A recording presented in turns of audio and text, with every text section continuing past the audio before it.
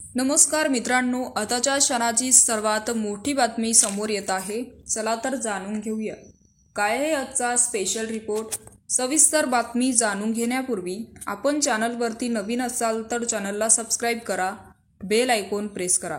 राष्ट्रवादी काँग्रेसमध्ये फूट पडल्यानंतर अजित पवारांना पक्षाचं नाव आणि चिन्ह घड्याळ हे दोन्ही मिळालं, तर शरद पवारांच्या पक्षाला नवं नाव आणि तुतारी वाजवणारा माणूस हे पक्षचिन्ह मिळालं. आणि गणेश उत्सव निमित्ताने राज्याचे उपमुख्यमंत्री अजित पवारांनी पुण्यातील गणेश मंडळांना मुंबईत मंगळवारी भेट दिली. यावेळी कसबा गणपतीचे दर्शन घेतल्यानंतर माध्यमांशी बोलताना अजित पवारांच्या समोरच तुतारी वाजली. विशेष म्हणजे या ठिकाणी बराच गोंधळ असल्याचं दादांनी तुतारी वाजवणाऱ्यांना ती वाजणं बंद करा असा इशारा दिला, पण त्यांनी ते ऐकलं नाही. त्यामुळे तो त्यांच्या समोर येऊन तुतारी वाजवत राहिला.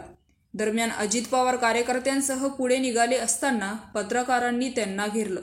यावेळी त्यांच्याशी बोलण्याचा प्रयत्न करत असतानाही तुतारी वाजतच होती.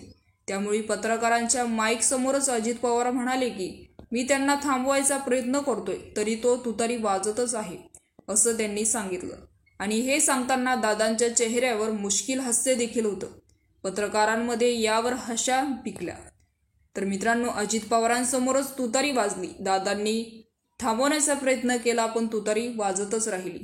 याविषयी आपलं काय मत आहे आम्हाला कमेंट बॉक्सच्या माध्यमातून नक्कीच कळवा.